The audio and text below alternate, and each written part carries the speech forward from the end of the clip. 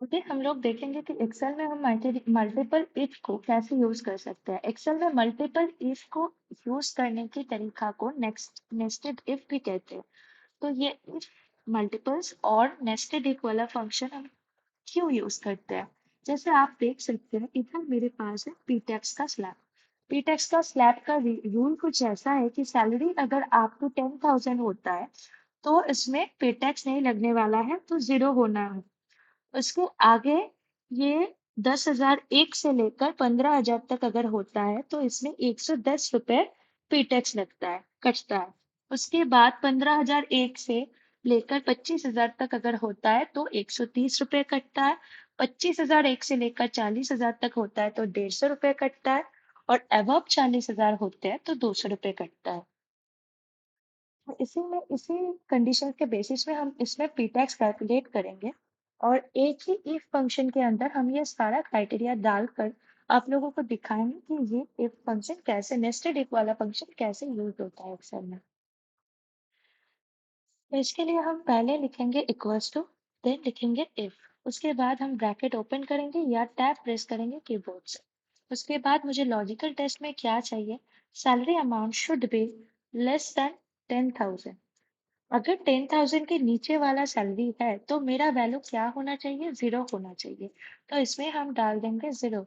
उसके बाद कॉमा देंगे और एक तो और क्राइटेरिया डालेंगे कि 10,000 से अगर 15,000 के बीच में होता है तो इसमें मेरा कितना अमाउंट आना चाहिए। तो इसमें मेरा फिर से आना चाहिए कितना, D2 लेस देन 15,000।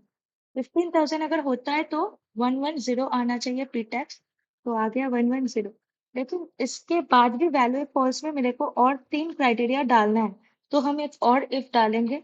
उसके बाद ब्रैकेट ओपन करेंगे या कीबोर्ड से डालेंगे टैब। फिर सैलरी वाला अमाउंट को सिलेक्ट करेंगे। फिर से ये लेस देन कितना होगा, 25,000, क्योंकि 15,000 से 25,000 के बीच में अमाउंट आना चाहिए 150। तो वैल्यू इफ ट्रू में हम लिख देंगे 150। Then I will put a comma. And फिर से ये लास्ट वाला क्राइटेरिया डालेंगे डालेंगे जिसमें हम लोगों को, अगर ये तीनों क्राइटेरिया फुलफिल नहीं होता है, 10,000 से नीचे नहीं है, 15,000 से भी नीचे नहीं है, 25,000 से भी नीचे नहीं है, 25,000 तो 40,000 है, तो 25,000 तो 40,000 अगर होगा तो क्या होगा, इफ लिखेंगे।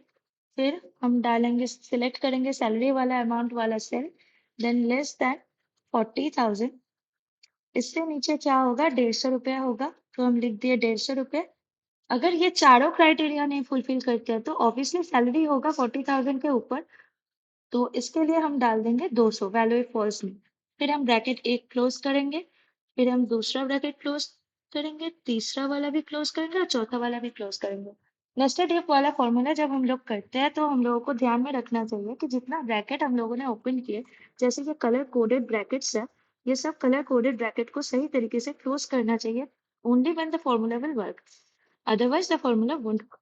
तो मैंने चार ब्रैकेट ओपन किए थे तो हम चार लास्ट में क्लोज कर दिए। अब हम एंटर प्रेस करेंगे तो इधर मेरा आ गया 35,000 है। तो इसीलिए ये स्लैब के बेसिस पे ये रेट्स आ गया। तो अभी ये रेट्स जो स्लैब के बेसिस पे आ गया तो देखते हैं इसमें चेंजेस करेंगे तो ये रेट्स चेंजेस होता है क्या। इसमें हम डाल देते हैं 9,000। तो अकॉर्डिंग टू द स्लैब इसमें जीरो आना चाहिए, तो देखते हैं एंटर प्रेस करके ये जीरो आ गया। फिर हम एक ये वाले में 15,000 डाल के देखते हैं कि कितना, 16,000 डाल के देखते हैं कि कितना आता है। ये 130 आ रहा है अकॉर्डिंग टू द स्लैब। तो मेरा जो डेटा आउटकम है वो सही है। ऐसे आप नेस्टेड इफ वाला पार्ट एक्सेल में यूज कर सकते हैं। Thank you.